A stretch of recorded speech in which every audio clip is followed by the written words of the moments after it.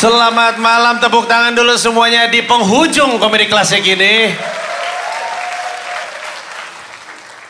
Apa kabar? Tapi senang sekali bisa bertemu dengan penonton pada hari ini.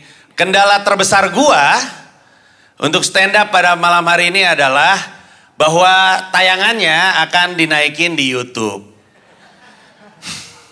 Seperti yang Anda tahu, terakhir kali saya naruh video saya di YouTube ada masalah. Jadi sebelumnya saya cuma mau bilang nih, ada pecinta kucing nggak di antara kita? Nggak, saya mau bilang saya juga cinta kucing. I love cats. Hewan kesayangan Rasulullah. Saya suka. Jangan marah sama saya dong. Saya bahkan punya kucing favorit. Kucing toko itu. Yang gini-gini tau nggak? Kucing favorit saya. Karena kadang-kadang DM di Instagram tuh nakutin loh. Kemarin gue di DM di Instagram tulisannya, terus aja lu stand up, gue sumpahin masuk neraka. Terus tidak ada lanjutannya, di neraka jangan lupa stand up loh. Ada lanjutannya lagi, ntar gue ketawain di depan muka lo. Gue mikir dong, berarti kan dia di neraka juga kan? Nah dia ngapain di neraka? Kalau gue kan lagi ngejob. Loh gue mah asal ada duitnya berangkat gue. Bang Banji itu ada job stand up di neraka. Panas. Nggak, tapi harganya nggak ditawar. Oh berangkat kita. Kau Bintaro gue samperin di tempat nih untuk kongguan stand up buat lu pada gila nggak tuh gue tuh. Karena sama kongguan nggak ditawar. Wah, ger. Emang kalau udah 50 tahun duitnya banyak banget di perusahaan nih. Alhamdulillah.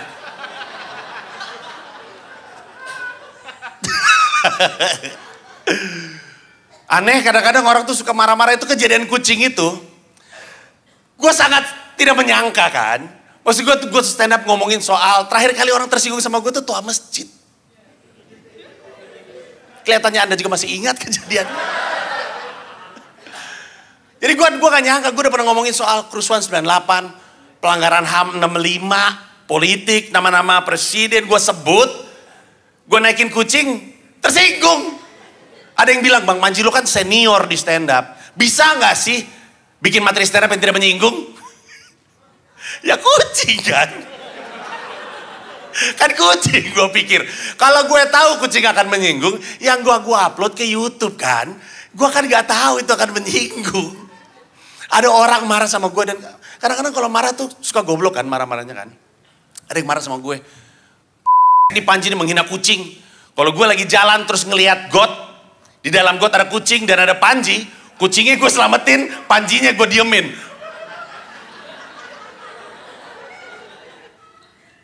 Gue di got ngapain? Ya, gue tanya nih. Kalau gue lagi di got, itu lagi ngapain gue aja? Pasti ada tujuan kan? Gue kan nggak mungkin kecemplung di got nggak bisa keluar sendiri. Ya pasti bisa kan? Ya berarti ya diemin aja kan? Siapa tahu gue lagi ada urusan di got kan gue nggak tahu kan? Aduh aneh banget tuh orang-orang yang marah tuh. Tapi gue nggak tersinggung sama sekali sama apapun makian yang datang kepada gue. Kenapa? Karena gue bisa nemu lucunya di mana. Bahkan gue juga tahu kalau maki-maki itu diarahkan kepada orang lain, jatuhnya lucu juga. Lu kalau pengen lihat kebebasan berpendapat di Indonesia, coba buka kolom komentar apapun. Twitter gak ada, Instagram, YouTube, berita, tuh kolom komentar itu isinya, oh liar sekali. Kalau gue lagi sedih, gak tahu mau ngapain dalam hidup, gue kadang-kadang suka buka YouTube. Membuka kanal YouTube favorit gue. Yang gue sarankan, lu buka juga ketika lu lagi sedih. Kanal YouTube-nya adalah YouTube-nya Mundut Mustopa. Tidak banyak yang tahu kelihatannya ya. Tidak banyak yang tahu nih. Saya kasih tahu dong. Iya kan? Kalau lu lagi sedih, depresi, kehidupan berat ya kan? Lu buka deh YouTube-nya Mundut Mustopa. MUNDUT MUSTOPA. Mustopa. Mundut Mustopa ini adalah Content creator yang kerjanya bikin ini, berapa harga outfit lu. Kayak Yosiolo. Tapi kan Yosiolo bergaulnya sama orang-orang kaya. Jadi ketika Yosiolo nanya sama temennya, berapa harga outfit lu? Kaos gua 3 juta, celana gua 6, sepatu gua 20 juta. Gokil, hype beast, gitu kan. Mundut Mustopa, dari namanya saja, bisa kita tebak datang dari kalangan biasa-biasa saja. Bahkan teman-temannya itu kalangan prasejahtera. Kita biasa menyebut dengan miskin. Sehingga ketika ditanya berapa harga outfitnya, sederhana sekali. Ditanya, bro ini berapa harga outfit lu? Ini kaos partai, lungsuran pilkada. Celana punya abang gue, sendal swallow 8.000. Hype beast gitu kan. Tapi yang paling lucu bukan kontennya, kolom komentarnya. Itu semuanya. Semuanya jahat banget. Masa ada yang bilang, Mundut Mustopa mukanya kayak jok motor. Kan kasihan ya. Untuk yang tidak bisa membayangkan seperti apa, karena mungkin gak pernah naik motor, jok motor itu ya, bagian duduknya kan kusem tuh. Karena sering didudukin ya kan, sampingnya mengkilat.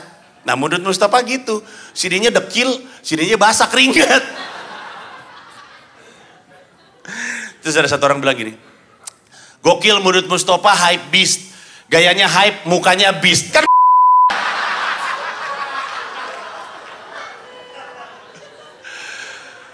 lu kebayang gak jadi Mundut Mustopa?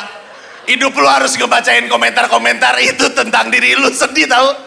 Tapi dia gak masalah tuh, biasa-biasa aja, happy-happy aja, bagus. Karena kita mesti ketawain yang kayak gitu-gitu. Kebodohan, kesalahan-kesalahan yang ada, kita ketawain aja. YouTube terus terang adalah sumber inspirasi gua. Mencari kelucuan tuh banyak di situ. Kadang-kadang kan kita suka ngeliat video-video yang trending tuh aneh-aneh semua kadang-kadang. Pokoknya kalau lu lihat video YouTube, terus depannya ada tulisan Subhanallah, pasti gempar tuh video tuh. Kalau depannya Subhanallah, belakangnya pasti wah luar biasa menggemparkan. Nggak mungkin biasa-biasa aja. Nggak mungkin video YouTube Subhanallah, ternyata 4x4 16. Oh sudah tahu dong. Tidak mungkin. Gue pernah ngeliat video YouTube. Terus saya gini, Subhanallah, Neil Armstrong masuk Islam karena di bulan dia mendengar suara azan. Nggak gini, ini toa masjid mana nih yang suara nyampe ke bulan yang mana? Nggak ada colokan di bulan, mau nyolok toa di mana deh sebenarnya? Kita berhenti ngomongin toa ya, gue nggak mau ada masalah lagi di belakang.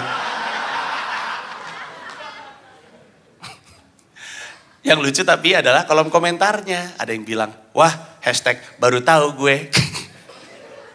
Terus ada lagi tulisannya gini, Alhamdulillahirabbil alamin, ternyata putra terbaik bumi adalah seorang muslim. Gokil. Di bawah ada tulisan lagi, paling lucu tulisannya gini, Neil Armstrong siapa dah? Nah ini.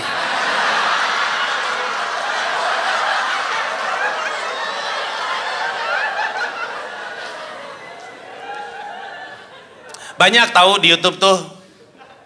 Lu mau tahu ini nggak? Yang paling lucu tuh di YouTube tuh ini video-video pencurian yang gagal, tahu nggak? Pencurian yang gagal, jambret yang gagal, tuh lucu banget tuh. Biasanya tuh yang menggagalkan pencurian nggak pernah polisi, ibu-ibu biasanya. Gue pernah buka Google, ada gue ngetik pencurian ATM yang gagal, tuh lucu-lucu juga tuh. Ada satu maling ATM di Jakarta. Dia masuk ke gerai ATM gitu, yang ada banyak ATM-nya dalam satu gerai. Terus dia berhasil nyopot ATM dari temboknya. Berhasil masukin ATM ke dalam mobil. Berhasil bawa ATM-nya ke dalam rumah. Berhasil masukin ke rumah. Sampai rumah, si maling ATM ini marah-marah. Maki-maki, banting-banting piring, banting-banting barang. Nah karena dia tinggal di gang, tetangganya kan bingung nih berisik apaan nih, keluar dari rumah pada ngintip. Kok orang mesin ATM? Tetangganya nelpon polisi. Datang ketangkap nih orang. Pertanyaannya, ini orang kan udah berhasil bawa mesin ATM ke dalam rumah. Kenapa sampai rumah dia marah-marah? Ternyata ATM yang dia curi adalah ATM non tunai.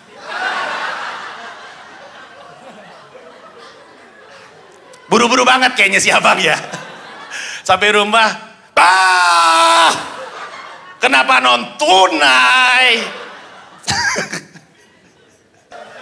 YouTuber favorit gua, Cahyadi Corbuzier. Nama aslinya, udah tahu? Nama aslinya adalah Cahyadi, guys. Berubah gak lu? Image lu tentang Deddy Corbuzier berubah gak? Dia kan kerjanya pakai tank top, brotot gitu, marah-marah mulu. Kalau lu inget namanya Cahyadi, jadi gak takut loh. Cahyadi namanya. Cahyadi, kayak pelawak ya, Cahyono gitu. Tapi ini Cahyadi. Cahyadi Corbuzier, kocak nih manusia. Kasihan, tapi tau gak? Udah kayak gitu aja ya. Maksud gue kalau ketemu Deddy Corbuzier kan agak terintimidatif kan dengan badannya. Dia ngajar seminar aja masih pakai tank top loh guys. Siapa yang ngajar seminar pakai tank top? Dia doang, panas banget kayaknya ya. Itu aja tau nggak? Masih dimarah-marahin orang di YouTube. Gara-gara apa tau nggak? Gara-gara kan dia masuk Islam tuh. Alhamdulillahirobbilalamin. Terus dia sholat, gerakannya kurang baik. Gerakannya salah. Gini gerakannya. Dimarahin sama YouTuber kan. Nggak gitu caranya sholat.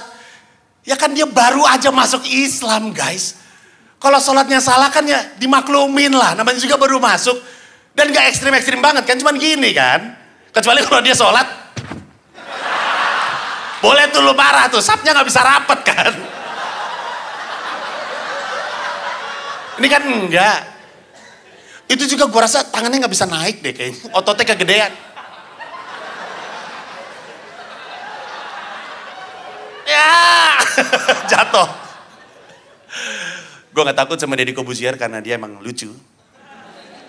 Tahu nggak, gue baru tahu satu hal tentang dia. Ada di YouTube-nya waktu gue ngobrol sama dia. Gue baru tahu kalau ternyata dia rabun rendah.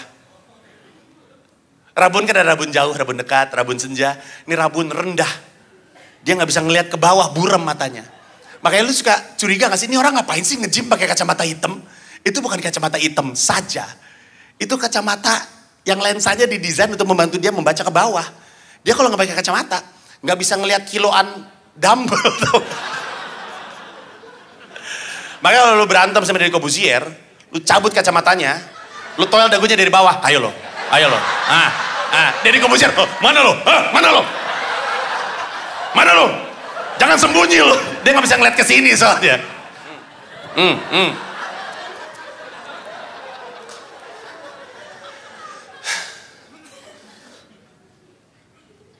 Ini kalau naik digebugin juga nih Bapak.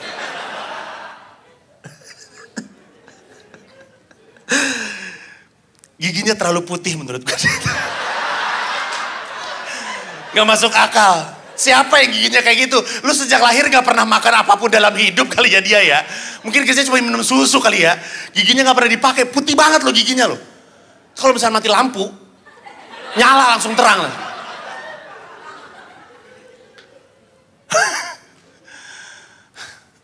Anak gue yang cewek tuh, untung gak nonton dia.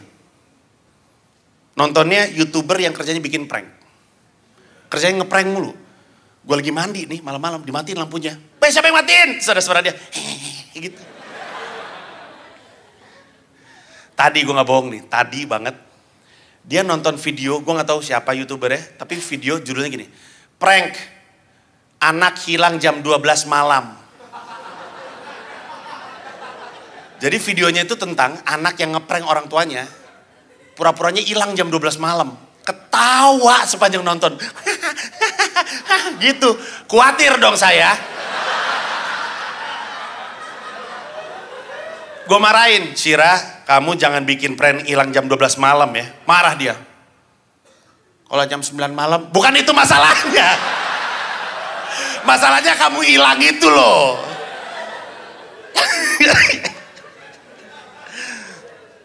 Dia anak gue. Kesannya anak gue goblok ya, padahal enggak anak gue pinter, jangan tertipu ya, pinter-pinter anak gue. Kurang ajar iya. Tapi anak gue, kalau ada yang brilian dari mereka adalah karena mereka udah bukan bersosial media, udah melek internet. Mereka udah punya otot-otot yang dibutuhkan untuk berhadapan dengan hal-hal yang kerap terjadi di internet seperti bully dan segala macamnya. Gue bukan tipe orang tua yang nahan gadget dari anaknya. Karena percuma, dia akan ada di dunia tersebut ke depannya nanti. Mending ototnya disiapin dari sekarang. Kayak contohnya, anak gue tuh udah biasa banget menghadapi cacian dan segala macam di internet. Karena dia suka main game online yang nyambung.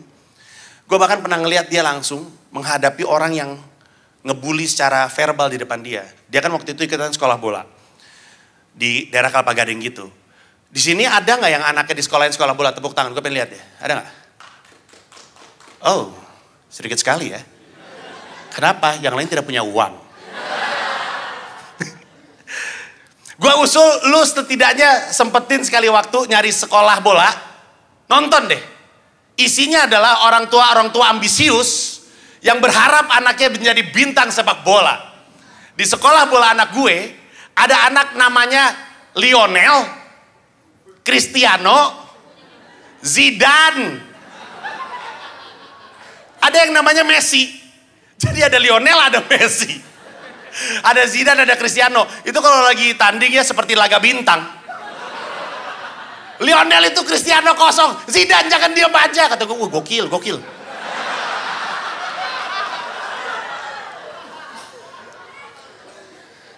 Anak gue tuh sekolah bola tuh jadi kiper. Alasannya sederhana, dia pengen boleh megang bola. Main bola gak boleh dipegang bolanya. Itu boleh, itu kiper. Aku kiper. Sederhana sekali penilaiannya. Lalu lama-lama dia berhenti jadi kiper karena jadi kiper beban. Setiap kali ada bobol gawang yang disalahin kan kiper. Padahal backnya juga. Backnya diem aja di. Nonton kayak ada kerusuhan terus dia tonton gitu. Terus kalau gol yang disalahin anak gua, backnya. Lama-lama dia kesel, akhirnya dia jadi outfield, jadi pemain bertahan, jadi back. Terus gue bilang, Dipo, prinsipnya jadi back tuh sama, jadi kiper. Pokoknya bola nggak lewat, ada bola, buang jauh-jauh. Sederhana aja. Posisinya di sebelah sini, jangan kepancing untuk kemana-mana. Anak gua dari awal nggak main kayak anak-anak pada umumnya. Anak-anak pada umumnya kan kalau main bola kan ngegerumbung di bola tuh, gitu kan. Kayak angin puting beliung gitu, gitu. Anak gue bertahan di posisinya. Nih kiper, nih dia nih. Pada rame di situ. Tiba-tiba serangan balik. Terus gue bilang, Dipo, siap-siap serangan balik. Anak gue.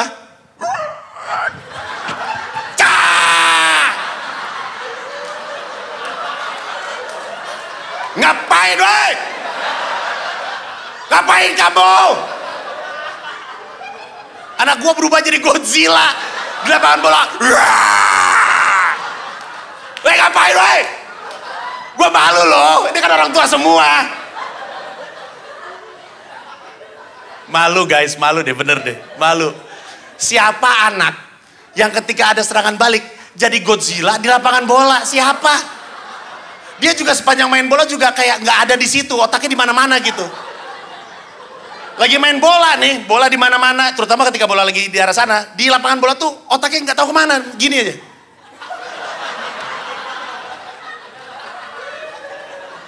Woi fokus woi. Datang nih gerombolan datang, terus gue bilang po buang bolanya jauh-jauh po gitu. Terus datang, tiba-tiba hilang. Mana anak gue? Kan kerubungan tuh, ngilang nggak jelas. Gue lagi nyariin mana anaknya. Guys, gue nggak bohong, di saksinya banyak nih. Ada orang tua lain di situ. Anak gue ngilang, tiba-tiba muncul di tengah-tengah. Surprise!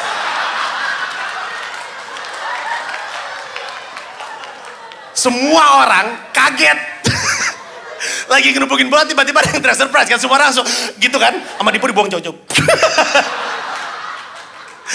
Terus gue nengok ke samping, nih orang tua ngeliatin gue kayak, lu ajarin apa anak? Itu gue asli bukan gue, nggak tahu. Itu anak siapa? Anak lu tuh kayaknya tuh. Nah karena anak gue ini apa ya, nggak bagus main bolanya, jadi bully. Diomongin sama orang, sama anak-anak seumuran dia. Gue ngeliat dari jauh kan. Anak gue digituin cuman gitu doang. Anak gue Cristiano Ronaldo, anak gue.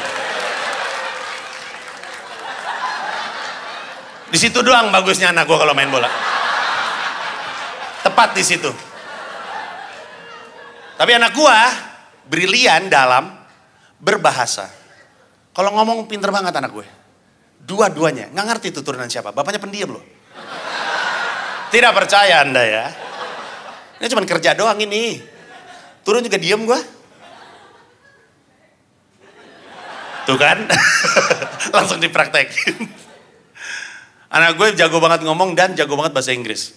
Itu mungkin adalah skill yang gue akan sukai. Karena kedepannya nanti dunia akan saling terkoneksi. Bahasa yang mungkin paling sering terjadi adalah bahasa Inggris. Karena di negara-negara lain banyak orang gak bisa bahasa Inggris. Secara umum sih sebenarnya orang Indonesia gak punya masalah dalam bahasa Inggris. Rata-rata pede, ojek aja. Itu bisa ngobrol sama bule. Gak ada masalah, modal cuman yes, no sama I don't know. Gitu doang. Gue pernah ngeliat di depan FX tapi belum ada ojol. Ada bule ngobrol sama ojek. Bulenya bilang, can you take me to Blok M? Yes. You know how to get there? No. How are we supposed to get there? I don't know.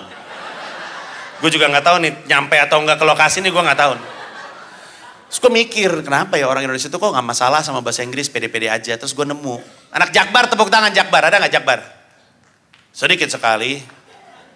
Kejauhannya kali ya.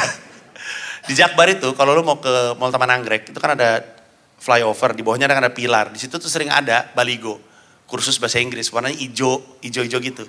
Tulisannya gini, kursus bahasa Inggris 3,5 minggu, PD berbahasa Inggris. Mari kita bold and underline kata PD. Dia nggak bilang dia bisa. Dia bilang dia PD. Kayaknya di kursusnya juga nggak diajarin bahasa Inggris, dikasih motivasi sama Mario Teguh kelihatannya. Makanya kalau perhatiin orang Indonesia itu pede banget bahasa Inggrisnya walaupun bahasa Inggrisnya berantakan. Paling sering kita temui pada penyanyi-penyanyi. Penyanyi kafe, penyanyi wedding. Suara bagus, bahasa Inggris tidak terlalu. Gue pernah ngeliat di Sapu Lidi, Bandung. Ada penyanyi kafe, nyanyi lagu Someone Like You-nya Adele, tahu? Masih ingat?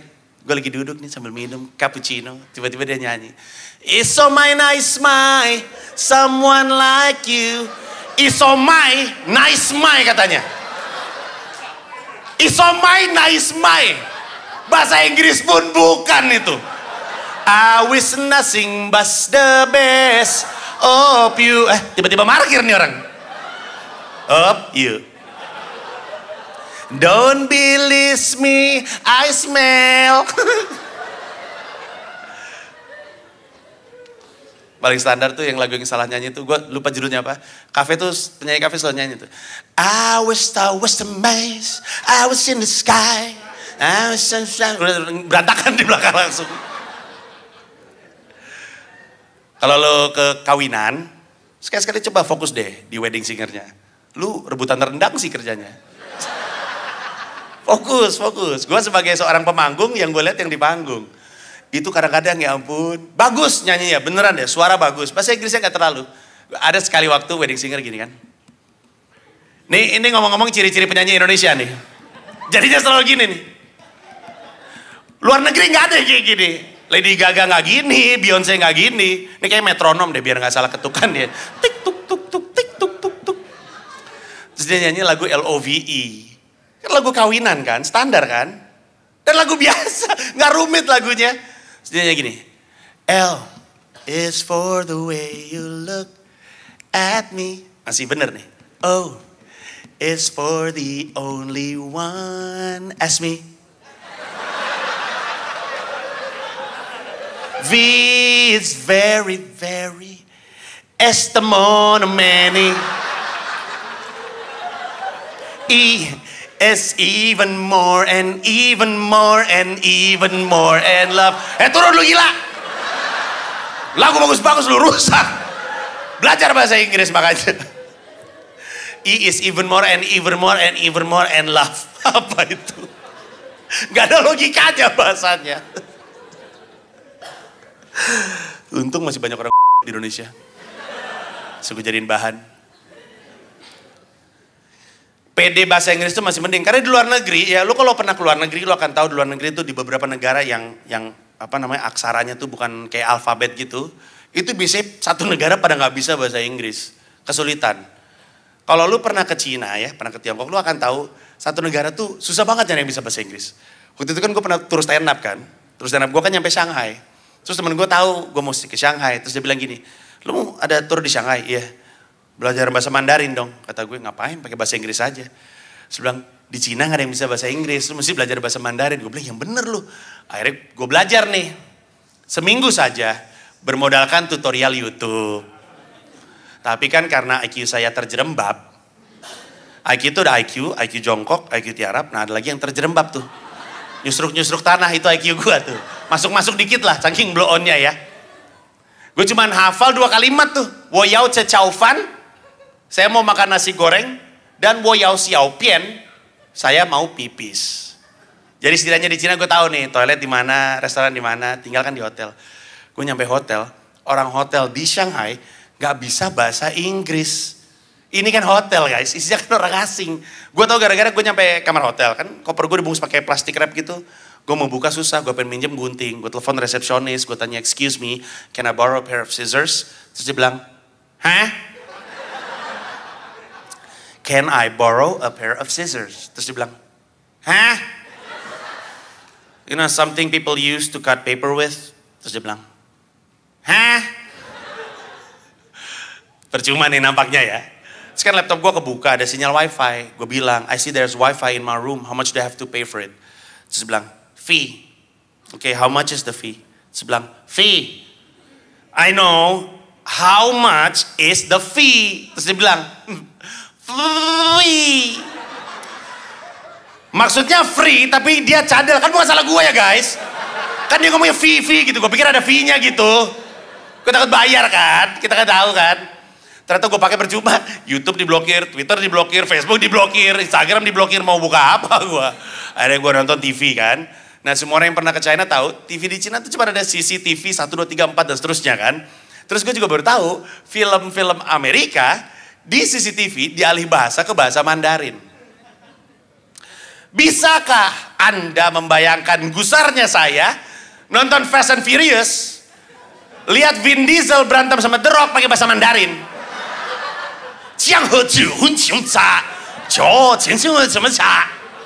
Kata gue apa ini? Karena lucu gue tonton sampai habis.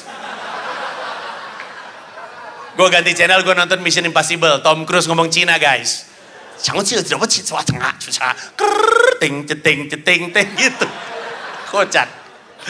Gue tontonin tuh semua. Kayaknya gue tidur 3:30 deh. Soalnya lucu-lucu semuanya. Bangun 10 kurang 1/4. Gue takut breakfast hotel selesai. Kan kita tahu kan selesai jam 10 kan. Habis nih makanan ini, langsung buru-buru turun gue. Sampai bawah ternyata bener. Makanannya tinggal sosis dan bacon. Kan gue muslim. Ini Cina. Gue takut babi dong. Jadi gue tanya dulu sama orang, ada karyawan lewat. Gue stop. Sorry, excuse me. Is this pork? Terus dia bilang, hah? Orang semalam nih. Begini muka lo. Is this pork? Terus dia, hah? You know? Terus yang, hah? Gitu. Terus gue beringet kan, gue bisa bahasa Mandarin nih. Wo yao ce chow fan, saya mau makan nasi goreng. Yaudah gue pesen aja a la carte. Yaudah, wo yao ce chow fan. Terus dia diem. Gue pakai ya udah sih. Gue bilang lagi, wo yao ce chow fan. Terus dia masih diem. Terus gue pikir salah gue apa ya? Gue inget-inget. Terus gue baru inget. Di tutorial YouTube itu ya, dikasih tahunya nih gue, bahasa Mandarin itu untuk satu kata, ada 4 nada. Beda nada, beda artinya. Beneran nih gue gak bohong, ibarat kata ada ta sama to. Beda semua artinya. Tapi kan gue gak tahu kan nadanya seperti apa. Jadi gue ngomong aja bermodalkan wawasan yang gue lihat nonton Fast and Furious tadi malam. Jadi gue bilang, wo yao ce chow fan. Diam nih orang, gue bilang, wo yao ce chow fan. Masih diam nih orang, gue pengen nyanyi loh. Wo yao ce chow fan. Wo yao ce chow fan. Masih diam juga nih orang. Akhirnya gue ambil aja itu sosis, gue bilang, ya Allah. Setidaknya hamba udah berusaha loh ya. Gue makan aja itu sosis, dia ngomong, you like pork. Kampret lo emang lo ya. Terima kasih semuanya, selamat malam.